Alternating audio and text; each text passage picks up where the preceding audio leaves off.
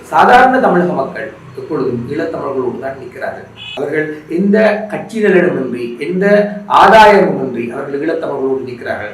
இதுவரை 19க்கும் குறையாதவர்கள் ஈழத்தமிழர்களுக்காக தீக்குளிச்சிருக்கிறார்கள். எனவே சாதாரண தமிழக மக்களின் ஆதரவு என்பதை நாங்கள் இன்றைக்குமே மதிக்கூடும், அதை கொச்சப்படுத்தலாம். ஆனா இந்த மக்கள் தான் நாங்கள் எதிர்க்கிற ஆதரிக்கிற கட்சிகளுக்கும் வாக்களிக்கிறார்கள் என்பதை விளங்கிக் கொள்வோம். எனவே கட்சித் தலைவர்கள் தொடர்பாக ஈழத்தமிழர்கள் கருத்து தெரிவிக்கும் பொழுது எங்களோடு எப்பொழுதும் நிற்கிற இந்த மக்கள் தான் அந்த கட்சிகளின் ஆதரவாளர்களும் எதிர்களும் என்பதை நாங்கள் கவனத்தில் எடுப்போம். ஆனபடியா இது தமிழகத்தில் இருக்கக்கூடிய இந்த பல்வேறு அடுக்குகளை விளங்கிக் கொண்டுதான் நாங்கள் தமிழகத்தை பார்க்கிறோம். ஈழத்தமிழர்களில் ஒரு பகுதியினர் தமிழகத்தில் உள்ள சில கட்சிகளை மிகவும் நெருங்கி செல்வதாகவும் சில கட்சிகளை மிகவும் வன்மத்தோடு எதிர்ப்பதாகவும் தெரிகிறது. ஆனால் இதில் ஈழத்தமிழர்கள் ஒரு விடயத்தை விளங்கணும். தமிழகம் என்பது தனிய ஒரு லேயர் மட்டும் இல்லை. தமிழகம் என்பது முதலாவது தமிழக அரசு, இரண்டாவது தமிழகத்தில் இருக்கும் கட்சிகள், மூன்றாவது தமிழகத்தில் இருக்கக்கூடிய செயற்பாட்டாளர்கள், ஈழ அபிமானிகள், நாலாவது தமிழகத்தில் இருக்கும் சாதாரண ஜனத்தொகை. ஊடகத்தை இதில் ஒரு பிரிவா எடுக்கலாம் என்றால் முதலாவது தமிழக அரசு. தமிழக அரசு என்பது இந்தியாவின் சமஷ்டி கட்டமைப்புக்குள், அந்த குவாசி பெடரலிசத்துக்குள் அதற்கையான வரையறைகளை கொண்ட ஒரு கட்டமைப்பு. அது தனித்து இயங்கக்கூடிய ஒன்று இல்லை. கட்டமைப்பு சார்ந்த தமிழக அரசுக்கு இருக்கக்கூடிய வரையறைகளை ஈழத்தமிழர்கள் விளங்கும். அதுல அளவுக்கு மிஞ்சி எதிர்பார்க்க தேவையில்லை. இது முதலாவது. இரண்டாவது, தமிழகத்தில் இருக்கக்கூடிய செயற்பாட்டாளர்கள் கொள்கை ரீதியாக ஈழத்தமிழர்களுக்கு நெருங்கி வருவார்கள். அது கொள்கை ஆதரவு. அதுல கட்சி சார் நலன்கள் இதாக ஒப்பீட்டளவில் அந்த உறவு உறுதியாகும். இதுக்கெல்லாம் ஈழ அபிமானிகளும் வரக்கூடும். அடுத்தது சாதாரண தமிழக ஜனம். தமிழக கட்சிகள் எங்களோடு வெற்றி கொள்ளக்கூடிய உறவு என்பது நலன்சார் உறவு. அவர்கள் தங்களுடைய தேர்தல் மைய அரசியலை நோக்கித்தான் எங்களை கையாள்வார்கள். இதுல எந்த விதமான அதிகப்படியா எதிர்பார்ப்பையும் நாங்கள் கொண்டிருக்க தேவையில்லை. ஆனால் அந்த தமிழக கட்சிகளுக்குள்ளேயும் எங்களோட தொடர்ச்சியாக நெருக்கமாக நிற்கிற தலைவர்கள் உண்டு. எனவே அந்த தலைவர்கள் ஏன் இப்படி முடிவெடுத்தார்கள், ஏன் இப்படி தேர்தல் கூட்டுகளுக்கு போனார்கள் என்று கூட நாங்கள் விமர்சிக்கிறோம். அவர்களை அவர்களுடைய கலையாளத்துக்குள் வைத்து விளங்கிக் கொள்ளுங்கள். இது மிக முக்கியம். முதலாவது, தமிழகத்தின் கட்சி அரசியலுக்குள் நாங்கள் போவதில்லை என்று உறுதியாக முடிவெடுப்போம். இரண்டாவது, சாதாரண தமிழக மக்களை நாங்கள் என்றைக்குமே நேசிக்கணும். அவர்களுக்கும் எங்களுக்கும் இடையில் இருக்கக்கூடிய நலன்சாரா அந்த உறவுக்குரிய புனிதத்தை நாங்கள் மதிக்கணும். அடுத்தது, தமிழகத்தில் இருக்கக்கூடிய மனித உரிமை செயற்பாட்டாளர்கள் மற்றும் அரசியல் செயற்பாட்டாளர்கள் கொள்கை ரீதியாக எங்களோடு நெருங்கி வருகிறவர்கள் விடயத்தில் அவர்களுக்கும் எங்களுக்குமான ஒரு கட்டமைப்பு சார் அணுகுமுறை என்ன, கட்சிகளுக்கும் எங்களுக்குமான கட்டமைப்பு சார் அணுகுமுறை என்ன என்பதில் நாங்கள் தெளிவான வரையறைகளையும் தெளிவான விளக்கங்களையும் பிடிகோடுகளையும் வச்சுக் கொண்டிருக்க வேண்டும்.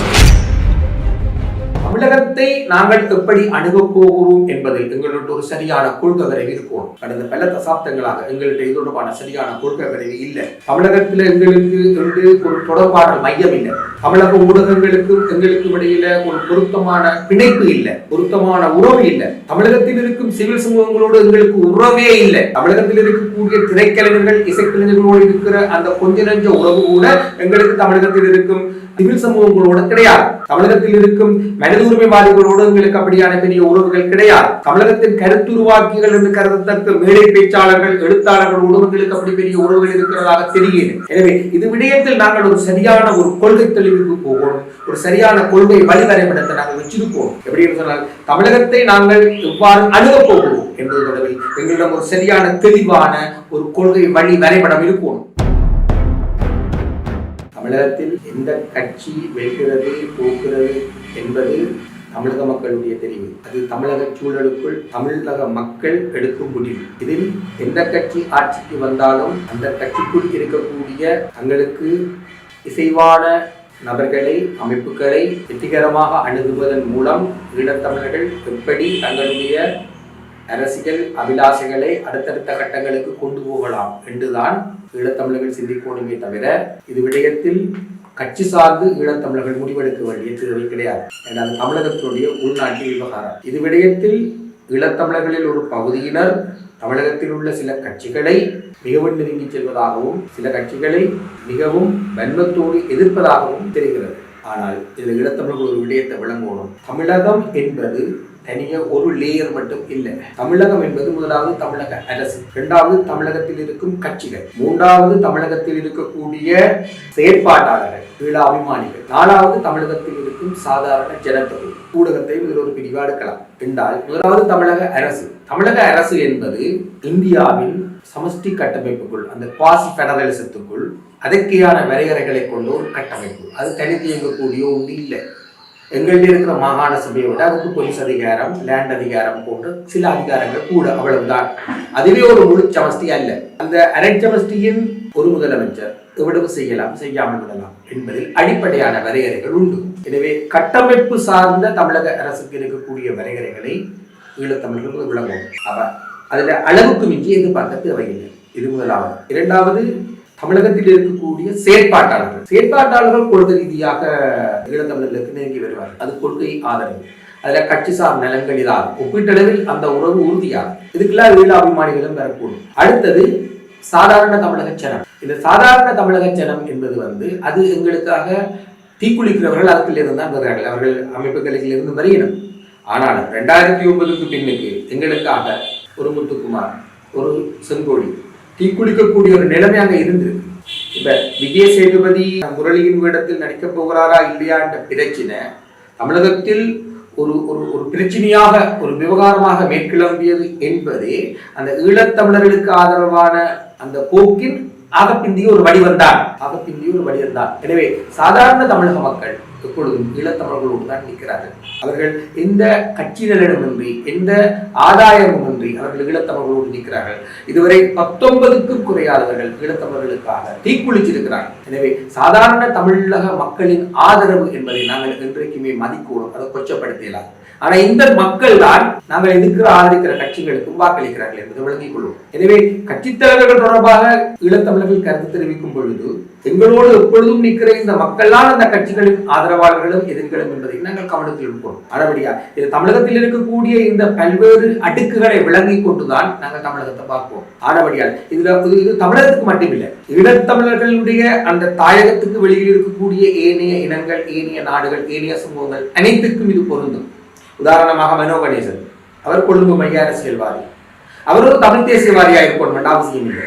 இப்ப இருக்கிற இலங்கை தீவில் இனவாதத்தை எதிர்த்தாலே அது முற்போக்கான பாத்திரம். அவர் ஈழத்தமிழர்களுக்கு ஆதரவு கூட இருக்கவில்லை, இனவாதத்தை எதிர்த்தாலே காணும். அவர் அதை செய்கிறார். பிரசன்ன விதானகி, அவர் ஒரு சிங்கள திரைப்பட கலைஞர். அவரே தமிழ் தேசியவாதியாக வர தவறினார் என்றெல்லாம் கேள்வி கேட்கிறார்.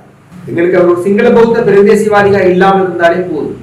அதை விட கூட அவர் சிங்கள பௌத்த பேரினவாதத்தை எதிர்க்கிறார், அதுவே போதும். தமிழகத்திலும் இதான் நிலைமை. தமிழகத்தில் இருப்பவர்கள் முழுக்க எங்களோடு நிற்கணும் என்று நாங்கள் எதிர்பார்க்கலாம். எங்களிடம் அப்படி ஒரு உணர்வு இருக்கு. நாங்கள் ஒன்றில் யாரையாவது முழுவதுமாக 100% காதலிக்க பார்க்கிறோம் அல்லது எதிர்க்க பார்க்கிறோம். ஆனால் அரசியல் உறவுகள் என்பது காதலும் பகையும் அல்ல. இதற்கு அப்பால் அது நலன்சார் உறவு. தமிழக கட்சிகள் எங்களோடு வெற்றி கொள்ளக்கூடிய உறவு என்பது நலன்சார் உறவு. அவர்கள் தங்களுடைய தேர்தல் மைய அரசியலை நோக்கித்தான் எங்களை கையாள்வார்கள்.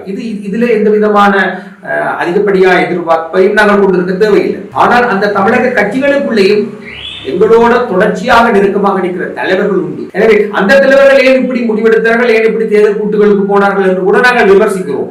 அவர்களை அவர்களுடைய கலையாதாரத்துக்குள் வைத்து விளங்கிக் கொள்ளுங்கள். இது மிக முக்கியம். அதற்குரிய கலையாதாரத்தில் வைத்து விளங்கிக் கொள்ள வேண்டும். இது அரசியலில் அடிப்படையான ஒரு பாடம். எனவே தமிழகத்தில் இருக்கக்கூடிய எங்களுக்கு ஆதரவான கட்சி தலைவர்கள், செயற்பாட்டாளர்களை கூட அவர்களுடைய செயற்பாட்டு அரசியல் வெளிக்குள் வைத்துத்தான் நீங்க விளங்கிக் கொள்ளும். ஆனபடியால் இதில் அவர்கள் வைத்துக் கொள்ளக்கூடிய கட்சி சேர்க்கைகளை வச்சுக்கொண்டு நாங்கள் அவர்கள் விமர்சிக்கலாம். எங்களுக்கு தமிழகத்துல யார் ஆட்சிக்கு வந்தாலும் அவர்கள் தேவை. எல்லா கட்சிகளுக்குள்ளும் ஈழத்தமிழர்களுக்கு ஆதரவானவர்கள் இருக்கிறார்கள். எல்லா கட்சிகளுக்குள்ளும் ஈழத்தமிழர்களுக்காக ரிஸ்க் எடுத்தவர்கள் இருக்கிறார்கள். அல்லது ஈழத்தமிழர்களுக்காக ரிஸ்க் எடுத்தவர்கள் குறிப்பிட்ட கட்சிகளின் தலைமை பீடங்களையோ அல்லது மைய அதிகாரத்தில் இருப்பவர்களை நோக்கியோ செல்வாக்கு செலுத்தக்கூடியவர்களாக இருக்கிற நிலைமை உண்டு. எனவே இது விடயத்தில் ஈழத்தமிழர்கள் அதிகம் பொறுப்புணர்ச்சியுடன் நடந்து கொள்ள வேண்டும். ஈழத்தமிழர்கள் எல்லாருமே தங்களை காதலிக்கணும், எல்லாருமே தங்களோடு நிக்கணும் என்று எதிர்பார்க்கிறார்கள். இல்லை, அப்படி எதிர்பார்க்கலாம். அவரவர் நலன் சார்ந்த ஈழத்தமிழர்களின் மக்கள் பிரதிநிதிகளில் பலரே ஈழத்தமிழர்களோடு இல்லை. வெளியில ஏன் போய் தேடுவார்? ஆனபடியால் இது விடயத்துல தமிழகத்தை நாங்கள் எப்படி அணுகப் போகிறோம் என்பதில் எங்களோட ஒரு சரியான கொள்கை வரைவு இருக்கும். கடந்த பல தசாப்தங்களாக எங்கள்கிட்ட இது தொடர்பான சரியான கொள்கை வரைவு இல்லை. தமிழகத்துல எங்களுக்கு ஒரு தொடர்பான மையம் இல்லை. தமிழக ஊடகங்களுக்கும் எங்களுக்கும் இடையில ஒரு பொருத்தமான பிணைப்பு இல்லை, பொருத்தமான உறவு இல்லை. தமிழகத்தில் இருக்கும் சிவில் சமூகங்களோடு எங்களுக்கு உறவே இல்லை. தமிழகத்தில் இருக்கக்கூடிய திரைக்கலைஞர்கள் இசைக்கலைஞர்களோடு இருக்கிற அந்த கொஞ்ச நெஞ்ச உறவு கூட எங்களுக்கு தமிழகத்தில் இருக்கும் சிவில் சமூகங்களோடு கிடையாது. தமிழகத்தில் இருக்கும் மனித உரிமைவாதிகளோடு எங்களுக்கு அப்படியான பெரிய உறவுகள் கிடையாது. தமிழகத்தின் கருத்துருவாக்கிகள் என்று கருதத்தக்க மேடை பேச்சாளர்கள் எழுத்தாளர்களோடு எங்களுக்கு அப்படி பெரிய உறவுகள் இருக்கிறதாக தெரியல. எனவே இது விடயத்தில் நாங்கள் ஒரு சரியான ஒரு கொள்கை தெளிவுக்கு போகணும், ஒரு சரியான கொள்கை வழிவரைபடத்தை நாங்கள் வச்சிருக்கோம். எப்படி சொன்னால் தமிழகத்தை நாங்கள் எவ்வாறு அணுகப் போகிறோம் என்பது தொடர்பில் எங்களிடம் ஒரு சரியான தெளிவான ஒரு கொள்கை வழி வரைபடம் இருக்கணும். முதலாவது, தமிழகத்தின் கட்சி அரசியலுக்குள் நாங்கள் போவதில்லை என்று உறுதியாக முடிவெடுப்போம். இரண்டாவது, சாதாரண தமிழக மக்களை நாங்கள் என்றைக்குமே நேசிக்கணும். அவர்களுக்கும் எங்களுக்கும் இடையில் இருக்கக்கூடிய நலன்சாரா அந்த உறவுக்குரிய புனிதத்தை நாங்கள் மதிக்கணும்.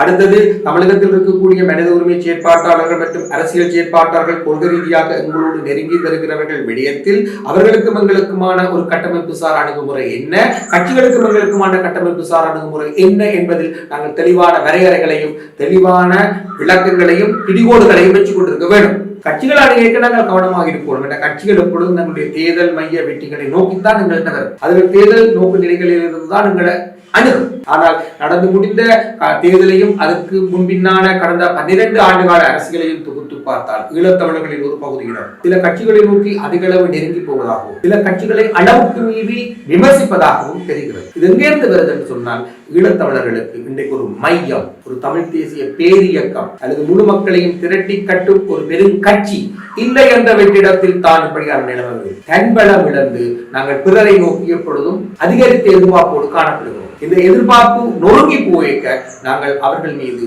அளவுக்கு மிஞ்சி வன்மத்தை கக்கிறோம். இது தவறு. நாங்கள் யாரையும் காதலிக்கவும் வேண்டாம், யாரையும் எதிர்க்கவும் வேண்டாம். எல்லாரையும் நலன் சார்ந்து அணுகுவோம்.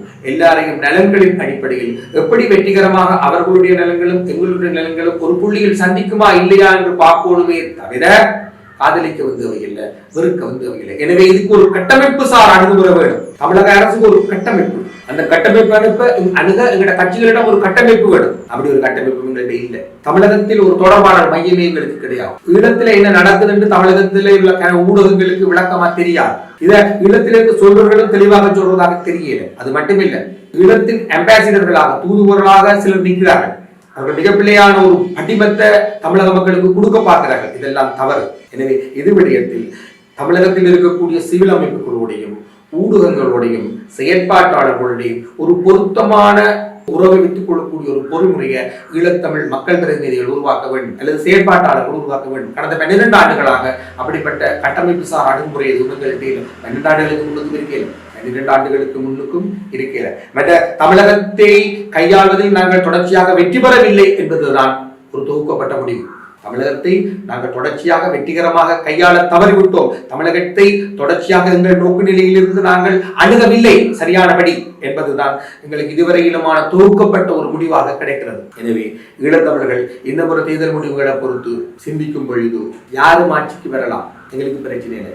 அந்த தமிழக அரசு என்ற அந்த கட்டமைப்பை நாங்கள் எப்படி அணுக போகிறோம், எப்படி அதுக்குரிய பொருத்தமான கட்டமைப்போட போக போகிறோம் என்று முடிவெடுப்போம். இது விடயத்தில் ஈழத்தமிழர்கள் ஒரு கட்டமைப்பு உருவாக்க வேண்டிய அவசியம் இருக்கு. அதோட தமிழகம் தொடர்பான ஒரு பொருத்தமான வெளியுறவு கொள்கையை நாங்கள் வரைவோம். இப்ப முகநூலில் கண்டபடி எழுதுகிறார்கள், சில பொறுப்பு வாய்ந்தவர்களை பொறுப்பின்றி கதைக்கிறார்கள். இதெல்லாம் எங்கே இருந்து வருதுன்னு சொன்னால், ஈழத்தமிழர்கள் பொறுத்து யார் முடிவெடுக்கிறது, ஈழத்தமிழர்கள் பொறுத்து யார் உத்தியோகபூர்வமாக கருத்து சொல்றது என்ற ஒரு நிலைமை இல்லை. எல்லாருமே உத்தியோகபூர்வமாக கருத்து சொல்றாங்க. எல்லாருமே தான் தமிழ் மக்களின் பிரதிநிதி என்ற கணக்கில் கதைக்கிறார்கள். முகநூலில் எழுதுவதெல்லாம் தமிழ் மக்களின் ஒட்டுமொத்த கருத்து அல்ல. நிகழ்ச்சியில தெரிவிக்கிற சில கருத்துக்கள் முழு தமிழ் மக்களையும் பிரதிபலிக்கிறது என்பதும் அல்ல. தமிழகத்தில் யாரும் வெல்லலாம், யாரும் தோற்கலாம். ஆனால் யார் வந்தாலும் அவர்களை தமிழ் மக்கள் எப்படி அணுகுவது என்பதில் ஒரு பொருத்தமான பொறிமுறையை கொண்டிருக்க வேண்டும். இது எங்களுடைய தமிழ் மக்கள் ஈழத்தமிழர்கள் பொறுத்து இருக்கக்கூடிய ஒரு பிராந்திய வெளியுறவு கொள்கையின் ஒரு முக்கிய பகுதியாக இருக்க